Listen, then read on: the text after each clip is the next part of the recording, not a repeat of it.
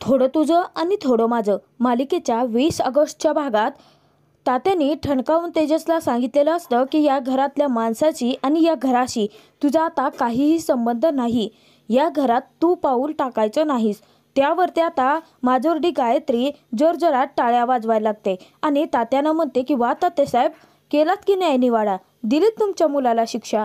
त्यानंतर ते पैशांचा विषय काढते. तात्यानं म्हणते की परंतु माझं जे नुकसान झालं आहे त्याची भरपाई कोण करणार? तेजसला घराबाहेर काढून माझे 2 लाख रुपये परत तर नाहीत ना येणार.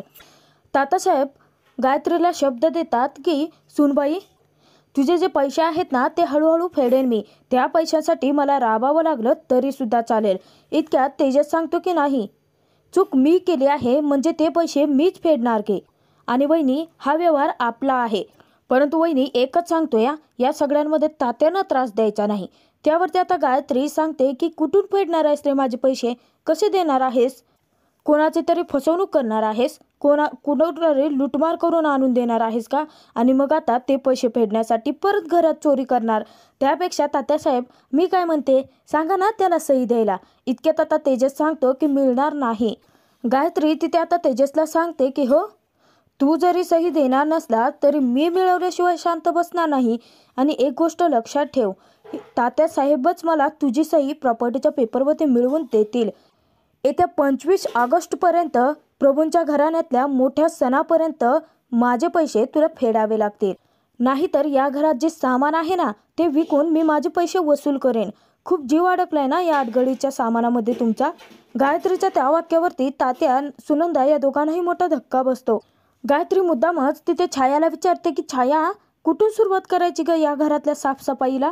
तेव्हा आता छाया सांगते की दीदी, हां आपण ना ती प्रिंटिंग मशीन विकूया. इतक्यात तेजस सांगतो की प्रिंटिंग मशीनला हात सुद्धा लावायचा नाही. हात लावण्याची तुमची लायकी सुद्धा नाही आहे. तेजसने चक्क गायत्रीची लायकी काढलेली असते. गायत्री स्वतःच ठरवून टाकते की येत्या 25 ऑगस्टला आपल्या घरातल्या प्रिंटिंग मशीनचा लिलाव होईल आणि त्यातूनच मी माझे पैसे वसूल करेन. गायत्री तेजसला एक सल्ला देते. ती म्हणते की बघ ना, आता खूप वेळ आहे तुझ्याकडे विचार करायला. त्यापेक्षा एक काम कर ना तेजस, तू ना डायरेक्ट सही देऊन मोकळा का होत नाहीस? तर इकडे मानसी तेजसची जेलमधून सुटका करून घरी आलेली असते. शुभदाने सगळा काही महिन्याभराचा खर्च लिहून ठेवलेला असतो. मानसी घरामध्ये पाऊल टाकणार इतक्यात शुभदा तिला थांबवते. मीठ मिरच्या घेते आणि तिच्यावरून ओवाळून टाकत तिची दृष्ट काढते. तेव्हा तिथे मानसी विचारते की काय झालं मम्मी, काय करते? तेव्हा शुभदा सांगते की अगं बाहेरून आली आहेस ना, दृष्ट वगैरे लागली असेल तर? मनूला आणि संपदाला नक्की शुभदाचं काय चाललंय काहीच कळत नसतं. मानसी घरामध्ये आल्यानंतर तिच्या हाती एक कागद सोपवत शुभदा तिला वाचायला सांगते. त्यावरती महिन्याभराचा खर्च लिहिलेला असतो. जिभेचे चोचले, त्या उपम्यातले काजू हे सगळ्याचे पैसे असतात, त्याचे 2,000 रुपये तिने लिहिलेले असतात. तेव्हा नालायक शुभदा तिथे मानसीला सांगते की आम्हा तिघांना ना पूर्वी 1 सिलेंडर महिनाभर पुरायचा, परंतु आता तुम्ही तिघे आला आहात म्हणजे आता 2 सिलेंडर लागतील. त्याचा खर्च तुमचा तुम्ही भागवा. शिवाय हे लाईट बिल वगैरे आता निधीचंच बघा ना तुमच्या. दिवसभरातून 4-4 वेळा ती मुलगी फोन चार्ज करत असते. त्यामुळे वीज बिलाचे जे पैसे असतील ते अर्धे तुम्हाला भरावं लागतील. काय आहे ना, संपतराव तुमचे होते ना ते तुमच्या पायाशी सगळं काही आणून टाकायचे. इथे नाही तसं चालणार. मानसी शुभदाला सांगते की नाही मामी, असं काहीच नाही होणार आहे. नाही म्हणजे मी विनीतला माझ्या नोकरीचा शोध घ्यायला सांगितलं आहे. मला नोकरी लागली ना की माझे पैसे आले की मी या सगळ्याचा खर्च तुला देऊन टाकेन. तेव्हा शुभदा सांगते की बरं पैसे आले तर देशील ना? मग पैसे नाही आले तर काय करशील? जर पैसे नाही आले तर तुला माझं सगळं ऐकावं लागेल. मी जे सांगेन तेच करावं लागेल. मुद्दाम शुभदाने तिला गळ घातलेली असते, कोड्यात अडकवलेलं असतं. का तर तिने रजनीकडून पैसे घेतलेले असतात रणजितसोबत मनूचं लग्न लावण्यासाठी आणि तिचं ते स्वप्न पूर्ण करायचं असतं, म्हणून हा घाट तिने मुद्दाम घातलेला असतो. इकडे गायत्रीने पोलीस स्टेशनमध्ये फोन केलेला असतो आणि तेजसला का सोडलं याचा ती जाब विचारत असते. हवालदार तिथे आता सांगतात की अहो मॅडम, तुम्ही आता पक्की कंप्लेंट केलेली नव्हती ना, त्यामुळे आम्ही जास्त तर त्यांना जेलमध्ये ठेवू शकत नव्हतो. आणि हा वाद तुमच्या घरातला आहे ना, तुम्ही घरामध्ये का सोडवत नाही आहात? त्यानंतर हवालदार गायत्रीला एक खुलासा करतो. तो सांगतो की अहो, तुम्ही कंप्लेंट करता आणि तुमच्याच घरातली एक बाई येऊन त्यांना सोडवण्यासाठी मंगळसूत्र गहाण ठेवत विनवण्या करायला लागते. तेव्हा आता एक बाई असं सांगता क्षणी गायत्रीला मोठा धक्काच बसतो. अहो बाई, आमचे जे साहेब होते ना, खरंच ते चांगले आहेत म्हणून त्यांनी दिवसातून 2 वेळा पोलीस स्टेशनमध्ये येऊन सह्या करण्याचे हमीपत्र दिलं आणि त्यानंतर त्यांना जामिनावरती सोडून दिलं. तेव्हा आता गायत्री फोन ठेवून देते आणि विचार करायला लागते की ती तेजसला सोडणारी बाई नक्की कोण असेल. गायत्री त्यानंतर कपाटातून तिची फाईल काढते ज्यामध्ये प्रॉपर्टीचे पेपर ठेवलेले असतात आणि त्यातच तिच्या वडिलांची एक आठवण असते. तर गायत्री म्हणायला लागते की बाबा, या प्रभूंनी 50 लोकांसाठी तुम्हाला त्रास दिला होता ना, त्यावेळी तुम्हाला खरंच खूप जास्त त्रास झाला असेल, परंतु त्याच्यापेक्षाही भयानक त्रास या प्रभूंना मी भोगायला लावेन. त्या तेजसला मला कायमस्वरूपीचं जेलमध्ये सडवायचं होतं. तुम्हाला जेलमध्ये गेल्यानंतर जितका त्रास झाला ना, त्याच्यापेक्षाही भयानक त्रास मला या प्रभू कुटुंबाला द्यायचा होता, परंतु त्या भुरट्या तेजसने तिथूनही सुटका केली. कारस्थानी गायत्री त्यानंतर विचार करते की या तेजसचा काटा तर मी काढणारच आहे. तात्यासाहेबांनी तर ऑलरेडी माझ्यासमोर गुडघे टेकले आहेत. प्रभू कुटुंबही आता लाचार झालं आहे. तर तेजसलाही फ्रॉडच्या केसमध्ये जेलमध्ये टाकलं होतं मी. आता फक्त शेवटची एकच गोष्ट उरली आहे, ते म्हणजे प्रभू कुटुंबाच्या तोंडाला काळं फासायचं. बाबा, जोपर्यंत त्या प्रभू कुटुंबाला मी बर्बाद करत नाही ना, तोपर्यंत मी तुम्हाला तोंड नाही दाखवणार. या प्रभू कुटुंबाची ही जी प्रॉपर्टी आहे ना, हे जे घर आहे ना, ते पाडून त्या ठिकाणी टॉवर बांधेल आणि मगच येऊन तुम्हाला माझं तोंड दाखवेन, अशी गायत्रीने शपथ घेतलेली असते. बदल्याच्या आगीमध्ये गायत्री पेटून उठलेली असते. कपटी गायत्री त्यानंतर विचार करते की सगळ्यात आधी त्या तेजस प्रभूला ज्या बाईने मदत केली ना, तिचा मला शोध घ्यावा लागेल. आता तिने मंगळसूत्र दिलं आहे म्हटल्यानंतर ती नक्कीच लग्न झालेली बाई असेल. आता जी बाई कोणी असेल ना, ती फक्त मला भेटू दे, आत्ता तिची खैर नाही, असा विचार करून गायत्रीचा नवा डाव सुरुवात झालेला असतो. इकडे निधी काहीतरी तिचं शोधत असते. इतक्यात आता मामींच्या डोक्यामध्ये घाणेरडा डाव येतो आणि पटकन आता ती पक्कड लपवून ठेवते. वेगळ्या ठिकाणी लपवून ठेवून ती निधीला सांगते की संपतरावांची परी आता कामसुद्धा कर घरी. तेव्हा निधी विचारते की हो मामी आलेच, आणि आल्यानंतर ती विचारते की काय काम करायचं आहे. तेव्हा मामी सांगते की अगं आता हेही मीच सांगायचं आहे का, अगं तिथे बघ ना, तो चहा ठेवला आहे, अगं ते दूध बघ, दूध उतू चाललं आहे, अगं उचल ना पटकन. तेव्हा आता निधी कसलाही मागचा पुढचा विचार न करता ते दुधाचं गरम भांडं तसंच हाताने उचलते आणि निधीचा हात भाजतो. ती जोरजोराची ओरडायला लागते. तिच्या हातून भांडं निसटतं आणि खालती सगळं दूध सांडतं. तेव्हा मामी कांगावा करायला लागते की काय ग, हे सगळं आता दूध वाया घालवलं आहेस. इतक्यात संपदा मानसी पळत येतात आणि विचारतात की काय झालं आहे.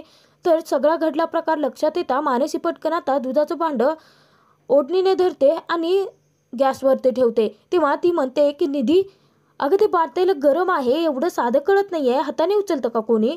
तेव्हा निधी सांगते की अगं ते मामी. तर मामी तिथे आता असा आणायला लागते की जसं काही तिचा याच्याशी काहीच संबंध नाही, तिने तर काहीच बघितलं नाही आणि काही पाहिलं सुद्धा नाही. त्यानंतर ती सांगायला लागते की अगो मी काय केलं आहे, मी सांगितलं होतं का तुला पातेला हाताने उचल म्हणून. त्यानंतर मामी तिने लपवून ठेवलेली पक्कड बाहेर काढते आणि सांगते की हे बघ, हे काय इथेच पक्कड आहे, तुला कळत नाही का गं, शोधाशोध तर करायची नसते तुला, आणि तुझ्या मामाने काही घरामध्ये म्हशी गाई बांधून ठेवलेल्या नाही आहेत, एवढं सगळं दूध वाया घालवलं आहेस तू. इतक्यात विनीत कमलाकर मामा दोघी आलेले असतात. तेव्हा ते विचारतात की काय झालं. तर शुभदा लगेच कांगावं करत म्हणायला लागते की बघा तुमच्या भाचीचे प्रताप तरी बघा, एवढं दूध सांडून ठेवलं आहे. त्यावरती कमलाकर म्हणतो अरे एवढं तर दूध सांडलं आहे, त्यात काय एवढं आरडाओरडा करतेस तू. तेव्हा शुभदा सांगते की एवढं दूध, अहो एका वेळेस चहा आपल्या सगळ्यांचा चहा होत होता त्यामध्ये, तुम्हाला तर तुमच्या भाच्यांचीच पडलेली असते. इकडे तेजस मानसीचाच विचार करत असतो, कारण त्याला संपतराव कायमचं जग सोडून गेल्याची धक्कादायक बातमी जी मिळालेली असते. तेजस विचार करत असताना सुयोग पाठीमागून येतो, त्याच्या खांद्यावरती हात ठेवतो. तेजस घाबरतो आणि पाठीमागे बघतो. तर सुयोग त्याला म्हणतो की काय माणूस आहेस रे तू, तुला साधं फोन करून सांगता येत नाही सुटलो आहे बे म्हणून. जेव्हा पोलीस स्टेशनमध्ये गेलो ना, तेव्हा मला कळालं की तू सुटला आहेस. आणि काय रे, मला तिथे गेल्यानंतर कळलं की तुला कोणत्या तरी बाईने सोडवलं आहे. गायत्री वहिनींचं ऐकलं आहेस का तू, दिल्यात का सया.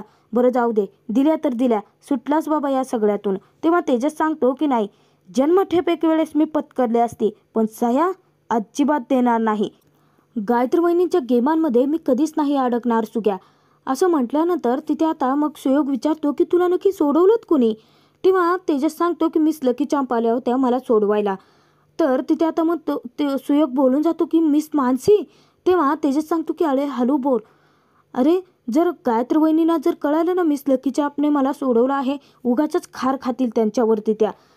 तेव्हा सुयोग संपतरावांबद्दल तेजसकडे चौकशी करतो. तर तेजस तिथे आता त्याला ही बातमी देतो की संपतराव केव्हाचेच गेले आहेत. तर सुयोग विचारतो की मग अरे त्यांच्या घरी सगळं ठीक आहे का रे? तेव्हा तेजस सांगतो की मिस लकी चांप तर मला म्हणाले आहेत की सगळं काही ठीक आहे, परंतु मला तसं वाटत नाही आहे. अरे सुग्या तू बघितलंयस ना त्यांची ती मामी किती बाई बेकार आहे ती. त्यांच्याकडे ते राहत आहेत. मला नाही वाटत की तिथे सगळं काही मिस लकी चांपसोबत ठीक घडत असेल. एक काम कर ना सुयोग माझं. तेव्हा आता सुयोग विचारतो की तेजस मला एक सांग, या प्रकरणामध्ये मी तर अडकला नाही ना? तेव्हा तेजस सांगतो की नाही रे, नाही अडकणार.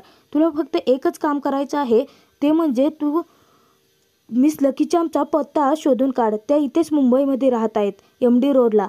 तेव्हा आता सुयोग तेजसला सल्ला देतो की अरे कशाला उगाच त्यांच्या भानगडीत पडतोय तू, त्यांच्या नशिबावरती दे ना सोडून त्यांना.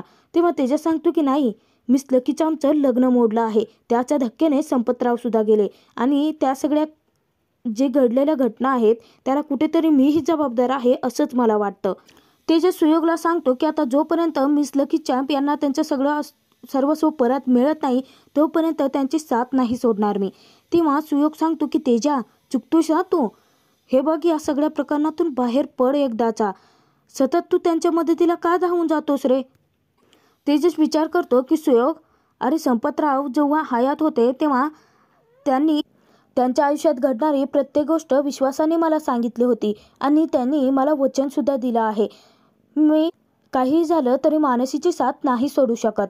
तर इकडे शुभदाचा कांगावा काही संपतच नसतो.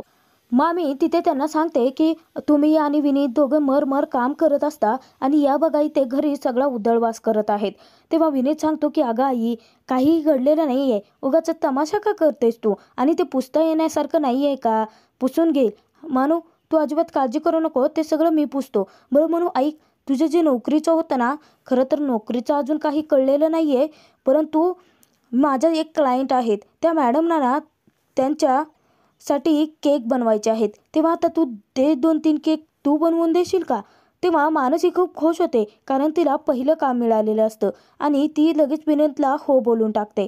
विनीत तिथे आता विनीतला मानसी सांगते की हो अरे, आम्हाला फिनिशिंग स्कूलमध्ये केक बनवायला शिकवलं होतं, त्यामुळे मला येतात सगळं. तर तिथे विनीत म्हणतो की अरे वा, बेस्टच आहे. मग आपण काय करूयात, पहिले 2-3 केक त्यांना बनवून देऊयात आणि जर त्यांना ते आवडले तर आपल्याला पुढे जाऊन खूप ऑर्डर्स मिळत जातील म्हणून. तेव्हा मानसी खूप खुश होते, कारण तिला आता तिच्या कामाची व्यवस्था झालेली असते. मानसी सांगते की हो, तू अगदी जसं सांगतील तसंच मी केक बनवून देईल, आपण करूयात ते काम.